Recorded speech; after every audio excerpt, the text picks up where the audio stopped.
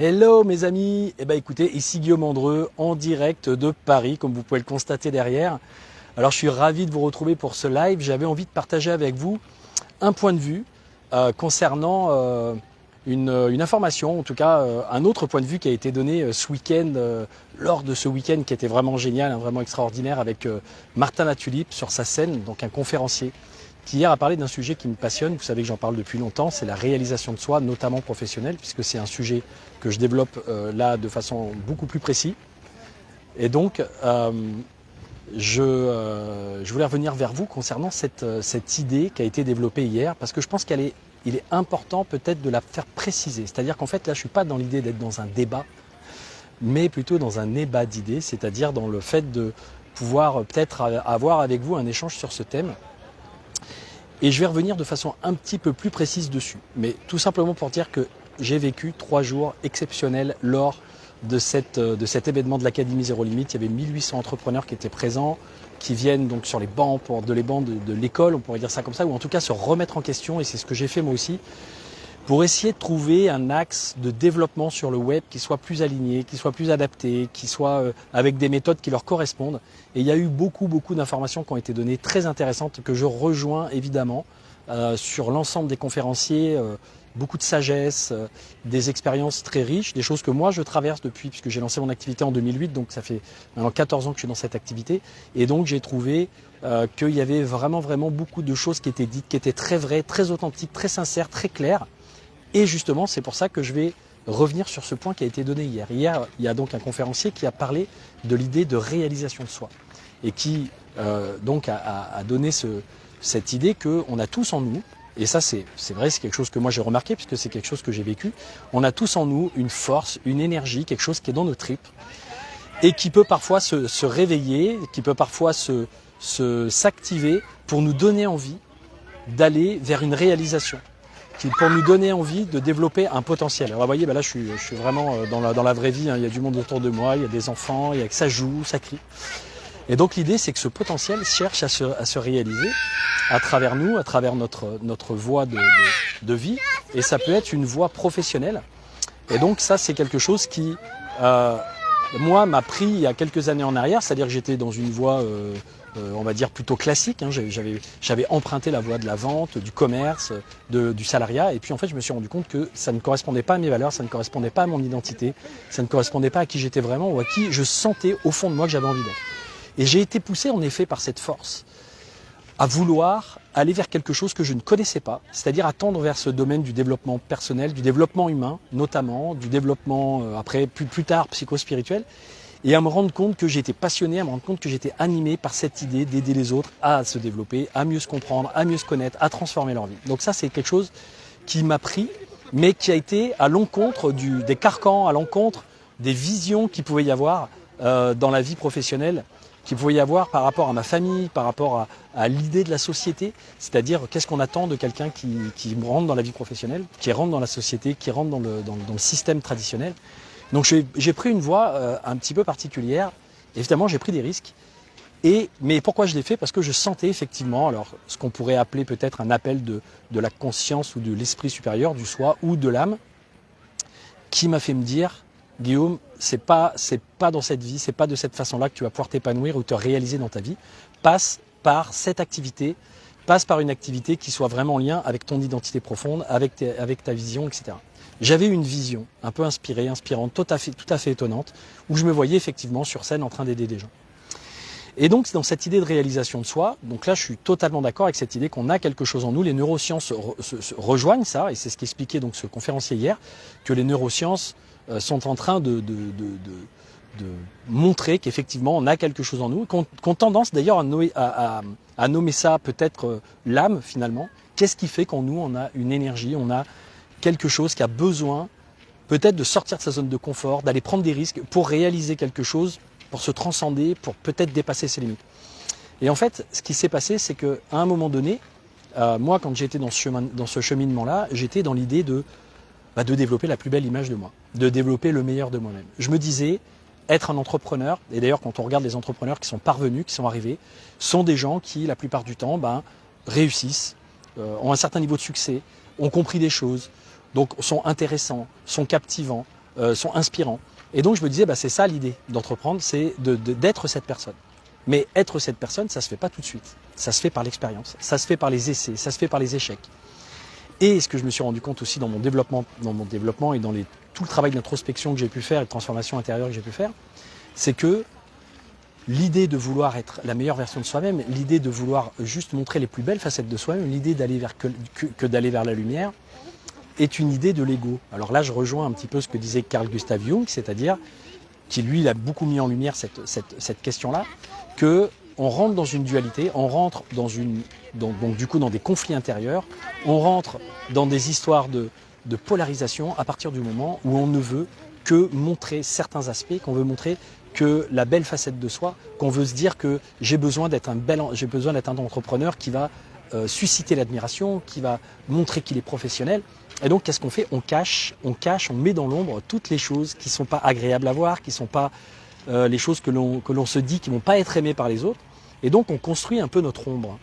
Et ce qui a été dit hier dans cette conférence, c'est, vous voyez, on a tous un désir de se réaliser, c'est en nous, c'est intrinsèque, c'est quelque chose qui fait partie on va dire de l'être humain, de l'espèce humaine, c'est propre à nous, de cette idée de se réaliser. Et on a tous un soi idéal, donc ce qui prouve qu'on veut aller vers ce soi idéal. Et c'est là qu'il y a un piège. C'est que l'idée du soi idéal, ou du moi idéal en tout cas, c'est qu'il n'existe pas. Il n'y a pas de soi idéal. Il n'y a pas de moi idéal, c'est une illusion, c'est un faux soi, c'est un faux moi, ce qu'on appelle le faux self. C'est l'ego qui construit cette réalité-là. C'est l'ego qui veut échafauder, veut construire une personnalité pour être en lien avec le monde, pour obtenir une reconnaissance, pour obtenir ce qu'on veut tous au fond, se sentir important, avoir de l'amour, avoir de la reconnaissance, et qui se dit c'est de cette façon-là que je veux pouvoir, en fonction de l'environnement dans lequel il est, de la culture dans laquelle il est, c'est de cette façon-là, c'est en devenant cette personne que je vais pouvoir obtenir ça. Et là, qu'est-ce qui se passe ? On commence à ne plus aimer, on commence à mettre de côté, on commence à renier en nous des facettes de notre personnalité, de ce qu'on est. Et en fait, moi, par exemple, je suis un accompagnant, je suis un formateur, je suis quelqu'un qui adore faire ça, qui même depuis maintenant 14 ans obtient des résultats, même à développer des expertises sur certains sujets, notamment les faits d'aider les gens à trouver leur bon axe, leur bonne vie pro. Mais je ne suis pas bon dans tous les domaines. Mais je ne suis pas forcément un entrepreneur dans l'âme. Je n'ai pas forcément les méthodologies, les techniques. Et pendant un temps, je voulais pas que ça se voie. Alors après j'en ai parlé, j'ai commencé à parler d'être un bricopreneur. Je disais en fait je suis un bricopreneur. Pourquoi ? Parce que je suis plus un accompagnant, je suis plus dans ma posture professionnelle que dans le développement de mon activité. C'était ça qui m'intéressait au départ, ce qui est en train de changer un petit peu maintenant. Mais l'idée c'est qu'au départ je me suis dit écoutez, je vais arrêter de faire semblant d'être un entrepreneur qui gère bien sa boîte, qui gère bien son truc, parce que là c'est pas la réalité en fait. Si vous regardez bien en arrière-plan, non, je bricole. Je fais comme beaucoup de gens, j'ai envie de me lancer pour une raison d'animation, quelque chose qui m'anime, qui me donne envie, qui me nourrit intérieurement, etc. Mais comment le faire ? Comment structurer mon offre ? Comment faire du marketing ? Comment me vendre ? Comment tout ça ? Ça, c'est pas comment gérer mon entreprise. Ça, c'est pas les choses qui me préoccupaient ou qui m'animaient, qui étaient les premières choses qui m'animaient. Donc, à un moment donné, c'est important que je le reconnaisse. Pourquoi ? Parce que je m'en voulais. En fait, je m'en suis voulu. Je me suis dévalorisé. J'ai perdu en estime de moi, j'ai perdu en confiance en moi, à me comparer à des entrepreneurs qui ont obtenu un certain niveau de succès, qui d'ailleurs souvent l'ont obtenu au bout de beaucoup de temps, c'est-à-dire au moins 10 ans, 15 ans, 20 ans, 30 ans, à se planter. Et ça a été beaucoup dit hier, donc ça j'ai vraiment apprécié de reconnaître que c'est pas un chemin évident, que parfois c'est compliqué, parfois c'est difficile, on en chie, on n'est pas parfait. C'est comme un chemin, un petit peu un parcours alchimique, c'est un peu dire un chemin du héros, un chemin un peu alchimique intérieur. De cette vie pro, en fait, elle nous permet de nous façonner petit à petit. Et l'idée, c'est de se façonner. Le joyau qu'on est, il a aussi des faces d'ombre. Et l'idée, c'est de rejoindre, c'est que on puisse aller chercher dans ces facettes d'ombre des forces, des qualités, c'est-à-dire qu'on puisse mettre de l'amour dans tout ça. Et donc, il n'y a pas un soi idéal. Il y a soi. Ce soi, il nous dépasse, il est largement au-dessus de ce qu'on peut percevoir consciemment avec notre petit moi mental, égoïque, qui se raconte l'histoire qui il est, etc. On a tous tendance à faire ça. Moi aussi, je me prends souvent pour mon petit moi, avec mon ego, avec mes blessures, avec mes difficultés, etc. Mais l'idée, c'est que petit à petit, qu'est-ce qui fait que j'arrive à dépasser certaines choses? C'est que j'essaye pas de leur échapper, c'est que j'essaye de les intégrer, j'essaye de les réintégrer, j'essaye de les aimer, j'essaye de les accepter. C'est-à-dire que par exemple, quand j'étais timide, je voulais ne plus être timide. Plus je voulais ne plus être timide, et plus j'étais timide. Un jour, j'ai appris, j'ai été voir cette timidité en face, j'ai été aussi voir l'autre facette de cette timidité, c'est-à-dire le côté orgueilleux, le côté peut-être même arrogant, le côté je m'impose, le côté je m'affirme, que du coup il y avait une partie de moi qui n'aimait pas non plus, et j'ai appris à apprécier ces deux facettes-là, à les regarder en face et à dire ces deux facettes peuvent coexister ensemble et peuvent donner quelque chose de plus sain, de plus aligné, de plus correct, de plus juste. Et j'ai fait ça avec beaucoup d'aspects de ma personnalité, la colère que j'avais en moi en me disant il faut que je sois quelqu'un qui ne soit pas en colère, la tristesse que j'avais en moi en me disant il ne faut pas que je sois quelqu'un qui soit triste, la peur de l'échec ou de ne pas être reconnu pour ma réussite en disant oui il faut absolument que je montre de la réussite. Bah ça a été quelque chose qui a été plus long, mais j'ai été aussi voir cette facette. J'ai été voir le côté aussi orgueilleux, l'idée de la réussite, l'idée de la reconnaissance derrière en me disant bah ça aussi ça existe en moi. Tout ça, ça existe en moi. Mais il y a des aspects que je préfère privilégier, je préfère montrer ces aspects-là, parce que j'estime ou je crois, c'est une fausse croyance, que les gens vont plus m'aimer, ou vont plus m'apprécier, ou vont plus avoir envie de travailler avec moi parce que je montre cet aspect-là de moi. Et du coup, je ne m'aime pas vraiment. Du coup, je ne m'aime pas pleinement. Et je ne suis pas dans une pleine réalisation. Donc l'idée, c'est là que je voulais mettre une nuance, et j'ai envie de vous inviter à me dire ce que vous en pensez, parce que ça dépend un peu de votre cheminement et de votre état d'esprit. Mais l'idée de dire on a un moi idéal, on a un soi idéal, et c'est vers ça qu'il faut tendre, la meilleure version de soi-même, le développement personnel, effacer tous ses défauts, essayer d'arriver à une espèce de personne hyper concentrée, hyper affûtée, qui est dans l'efficacité permanente, la correction permanente, le truc permanent. Je pense que ça va de pair avec des parties de nous qui ont juste envie de rien foutre, qui ont juste envie de se détendre, qui ont juste envie de se dire qu'on existe, qu'on vit, qu'on profite de la vie, qu'on n'est pas toujours en train de se demander comment faire pour faire évoluer son business, qu'on n'est pas esclave de son business, qu'on s'exprime à travers son business. Et donc du coup, tiens, je vois François Lemay qui me rejoint, que je vais interviewer bientôt, j'ai vu ça avec lui, et qui a dit ces choses-là. J'adore ça d'ailleurs chez François, c'est cette idée de se regarder tel qu'on est, avec les belles facettes comme les moins belles facettes, avec ce qui veut être mis en lumière comme ce qui est rejeté dans l'ombre. Et de se dire que la réalisation, s'il y a une réalisation de soi, pour moi c'est une réalisation qui se fait de façon complète, avec le fait d'aller regarder ces mauvaises, ou en tout cas ce qu'on estime dans notre esprit duel, ce qu'on estime être les mauvaises parties de nous qu'on rejette, qu'on diabolise, qu'on sépare, qu'on divise à l'intérieur de nous. Il faut dire ah, ça c'est les trucs qu'il faut que je rejette. Non, c'est les trucs qu'il faut qu'on aime. Et c'est ça qui, pour moi, est un chemin d'entrepreneur. Le chemin d'entrepreneur, c'est quelqu'un qui va être capable de se développer dans sa propre forme, avec ses aspects de lumière, ses aspects d'ombre, qui va apprendre à les aimer et qui va aller extraire de ses forces, de ces choses qui sont dans l'ombre, des bonnes forces équilibrées pour arriver à un résultat. Donc c'est pour ça que je pars en disant que je ne suis pas tout à fait d'accord avec ce conférencier quand il dit on a un idéal de soi et l'idée c'est de tendre vers cet idéal de soi parce que ça fait partie de notre âme, c'est comme ça, c'est ça, vers ça qu'on veut tendre. Je ne suis pas tout à fait d'accord avec ça. Je pense que notre dimension supérieure est au-delà de cette dualité, est au-delà de cette idée. Et ça c'est mon ressenti, hein, c'est ce que j'ai vécu dans mes perceptions, dans mes introspections, etc. Qui est au-dessus, qui en fait ne cherche qu'à aimer ce qui est, que ce soit bien, que ce soit moins bien, et c'est ce qui nous épanouit.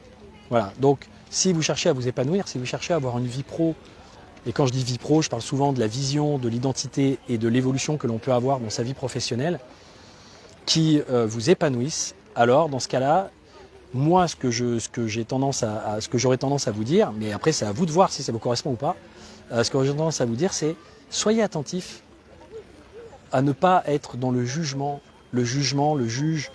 d'ailleurs souvent, hein, dans l'idée d'aller voir ces aspects de vous, de les juger négativement, de vous mettre en conflit intérieur, de vous séparer, de vous diviser, de sentir que vous n'êtes pas en paix, de sentir pourquoi, parce que ça faut pas le faire, ça faut pas l'être. Et là où je rejoins François Lemay, qui d'une certaine façon pour moi est très inspirant parce qu'il s'autorise des choses que je m'autorise dans ma vie privée, que je m'autorise avec des proches, mais que je m'autorise pas forcément à exploiter, ou en tout cas pas exploiter, mais oui, tiens, c'est un bon lapsus, ça tient à exploiter, oui, pourquoi pas, à exprimer sur les réseaux, c'est le fait d'être totalement transparent et totalement authentique avec ce qu'on vit, avec ce qu'on traverse. Il est très fort pour ça. Il a un travail de transformation permanente, avec une remise en question permanente de l'illusion de ce qu'il est ou de ce qui.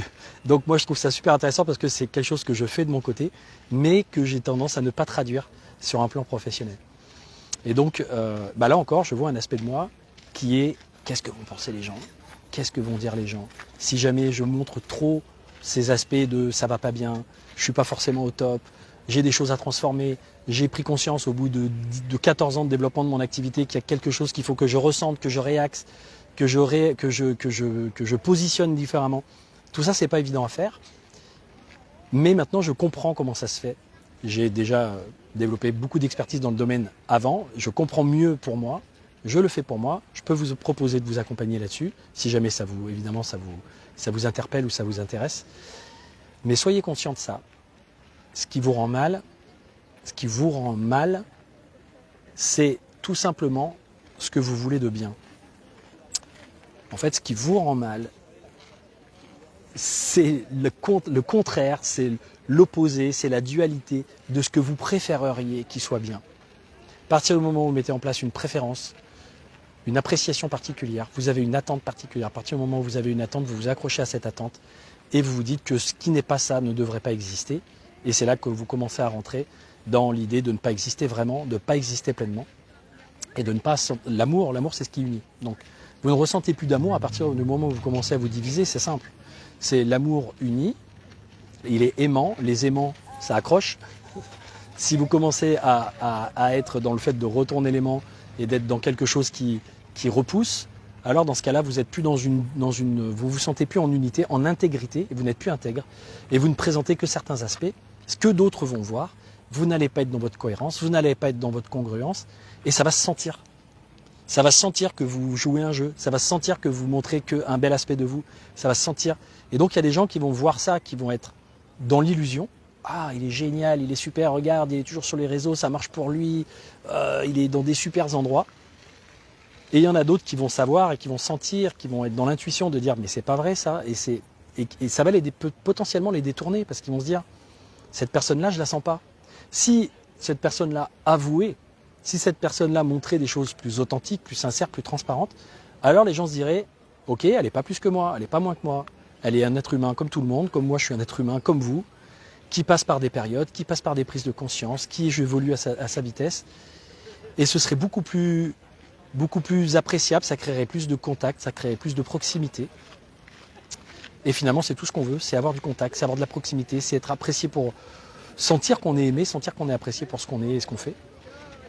Et après, peut-être que ça peut jouer sur le business, peut-être que ça peut avoir un impact favorable sur le business. Mais ce qui est sûr, c'est que ça va surtout avoir un impact favorable sur qui vous êtes, sur comment vous vous sentez, sur la façon dont vous vous épanouissez. Et c'est ça qui compte le plus, j'imagine. Enfin, en tout cas, moi, c'est ça qui compte le plus pour moi. Donc, je suppose que peut-être c'est ce qui compte pour vous. Donc, j'aimerais bien que vous me donniez votre avis là-dessus et que vous me disiez où vous en êtes par rapport à ça, si vous avez peut-être un avis différent. J'imagine que ce conférencier, quand il a dit ça, que j'apprécie beaucoup, et j'ai envie de dire que quasiment 90-95% de ce qu'il a dit, je suis plutôt d'accord avec lui. Mais sur ce point-là, peut-être que c'est simplement une façon de le présenter qui n'était pas... Voilà, quand on est sur scène devant 1800 personnes, on n'a pas forcément toujours toutes les façons, tous les points de vue à dire. Donc on donne un point de vue et des fois on oublie des choses ou on oublie de mettre de la nuance dans ce qu'on dit. Et donc voilà, c'est pour ça que j'avais envie d'en amener aujourd'hui de la nuance, en tout cas par mon propre point de vue. Donc je vous remercie de votre écoute. Je ne sais pas s'il y a des personnes qui sont là. Merci pour ton témoignage, Jean-Marie, avec grand plaisir. On dit que le mieux est l'ennemi du bien, donc ça c'est effectivement une très bonne réflexion. Si vous avez quelques citations en rapport avec ça, ouais, ce sont des très bonnes... L'idée c'est de le comprendre. Moi, je l'ai compris parce que j'ai compris quand j'ai remarqué, à force de m'observer, ça fait des années que je fais ça. Je l'ai fait pour moi avant de commencer à le faire pour les autres. Quand je l'ai fait pour les autres, je me suis aperçu qu'ils étaient dans le même type de problématique. Mais moi, je n'avais pas encore transformé ça. Donc, des fois, je les accompagnais au début, peut-être pas tout à fait sur un axe qui était pertinent, même si je pensais que c'était pertinent. Mais je me rendais compte que je souffrais de ce que je n'étais pas ou de ce que je voulais être, que je n'étais pas, et je me faisais du mal tout seul en fait à les nier, à aller rejeter des facettes de moi-même. Alors, évidemment que moi je ne vais pas me foutre à poil en permanence. Je vais pas vous dire en permanence, voilà, vous amenez avec moi dans tous les recoins de ma vie. Il y a quand même une intimité, il y a quand même quelque chose. Mais je pense qu'il y a un certain nombre de choses dont on peut parler parce que c'est comme ça qu'on va tous se faire évoluer les uns les autres.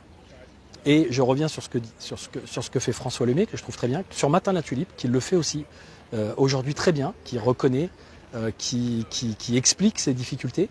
Il n'y a pas que lui, il y a eu beaucoup de conférenciers, notamment Chloé Bloom, qui en a parlé, qui donc, après avoir voulu développer, on pourrait dire, une image parfaite de physique, de l'ego, de la puissance, de ouais on peut réussir, ouais on est dans la dynamique, ouais on y va, etc. Ben, elle est revenue en se disant maintenant elle a fait l'expérience, elle a un niveau de réussite, elle peut commencer à se dire en fin de compte c'est pas ça qui me rend plus heureuse, j'ai besoin de revenir à de l'amour de moi, j'ai fait tout ça pour fuir ou j'ai fait tout ça pour me prouver à moi-même, pour avoir une revanche sur mes blessures du passé.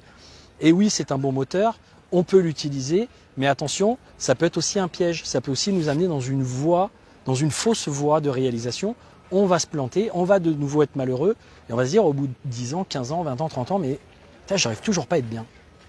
J'arrive toujours pas à être bien parce que je veux devenir quelqu'un que je ne suis pas.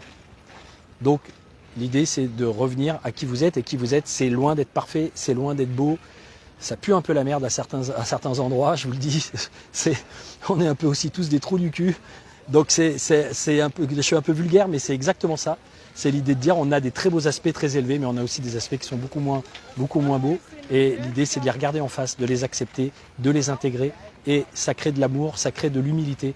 Et on se sent un peu moins du coup dans l'humiliation, dans la honte, dans la culpabilité. Et je peux vous garantir que ça ouvre beaucoup de possibilités et beaucoup d'espace. Voilà. Donc je ne sais pas si ça vous parle. Je suis curieux d'avoir vos retours là-dessus. Et je reviendrai voir vous pour toutes les personnes qui sont justement en train de se demander, là aujourd'hui dans votre vie pro, qu'est-ce qui serait aujourd'hui, à partir de maintenant, plus adapté pour votre développement, qu'est-ce qui serait le plus judicieux, quel positionnement, quelle place, quelle peut-être voie de réalisation, quelle mission vous avez envie de vous fixer, en rapport avec ce que vous êtes bien sûr, parce qu'on ne peut pas faire fi de ce que vous êtes, mais en rapport surtout avec qui vous avez envie de devenir, parce que c'est une construction permanente. Et l'idée, c'est de faire des choix dans tout ça, de faire des expériences, de se réajuster au fur et à mesure. Et c'est l'expertise que j'ai développée. Donc si vous avez besoin de vous remettre un petit peu en question, de vous remettre à jour votre potentiel, ce que vous voulez faire, parce que vous sentez que vous êtes dans une phase, comme le dit très bien François Lemay, de contraction, c'est-à-dire vous sentez qu'il n'y a plus rien qui fonctionne, que ça résiste, que c'est compliqué, que vous perdez de l'énergie, que vous perdez même la vision. Moi, c'est ce que j'ai vécu ces derniers mois, donc la période de contraction, je peux vous garantir que je l'ai bien vécu. Mais ce qui est intéressant dans une contraction, c'est que c'est comme dans une naissance. D'ailleurs, je crois que ma contraction a duré quasiment 9 mois, donc c'est pour vous dire que c'est très symbolique. Ça a commencé, je crois, au mois de juin de l'année dernière, ça s'est terminé au mois de mars par un bon Covid qui m'a bien mis à plat et qui a fait que il y a quelque chose qui s'est fini, il y a quelque chose qui est revenu. Et en termes d'énergie, je l'ai senti profondément, en termes de clarification des idées. Et aujourd'hui, je pressens de l'expansion. Je la pressens, je sens que c'est là, je sens que c'est dans mon énergie, je sens que c'est dans mon cœur, je sens qu'il y a quelque chose qui est en train de se passer. Je ne vous dis pas qu'il faut passer par là pour y arriver, je vous dis juste que ça peut arriver et que y a des personnes qui peuvent vous accompagner là-dedans. En tout cas, moi, je peux vous accompagner sur cet axe de redéfinition de votre vision, une vision plus inspirée, une vision plus qui vous correspond davantage. Et pour ça, j'ai des processus à vous proposer pour le faire. Une redéfinition de votre identité pour pouvoir évoluer. Et je vois que François regarde encore. Je l'interviewerai très bientôt parce qu'il a fait ces changements. Il est très inspirant sur ces points de vue-là. Aujourd'hui, il remet beaucoup en question l'idée de l'identité. Et ça, je suis complètement d'accord avec lui. Mais à un moment donné, dans la vie pro, c'est important aussi de se positionner, donc d'en proposer une parce qu'on est des humains et qu'on est dans la vie sociale et que de toute façon, on a une identité. Si on ne veut pas en avoir une, les autres vont nous en donner une. Donc autant qu'on arrive à la canaliser de façon à faire ce qu'on veut. Voilà, donc ce sera un sujet que j'ai envie de partager avec vous et j'interviewerai François, mais j'irai voir aussi d'autres personnes pour voir s'ils veulent bien partager toutes ces transformations qu'ils ont eues, tous les moments de contraction et tous les nouveaux accouchements d'eux-mêmes qu'ils ont eus. Et je crois que François en a eu pas mal, donc ce sera un bon premier être humain dans sa voie de réalisation, dans sa voie d'entrepreneur à interviewer. Je vous fais des bisous et je vois aussi qu'il y a Jérôme Pro. Jérôme Pro m'a proposé des choses sur un programme dont on vous reparlera en complément. parce qu'il a aussi une très très belle expertise sur l'idée de vous aider à développer votre activité et des très bons outils. C'est quelqu'un qui est vraiment génial dans ce domaine-là. Donc on va s'associer pour pouvoir vous proposer quelque chose, si ça fait partie des choses que vous avez besoin de travailler en ce moment. Sinon, voilà, faites votre vie et puis on se recroise à l'occasion et je vous fais des bisous, une petite visite à la Tour Eiffel et je vous embrasse, à très bientôt.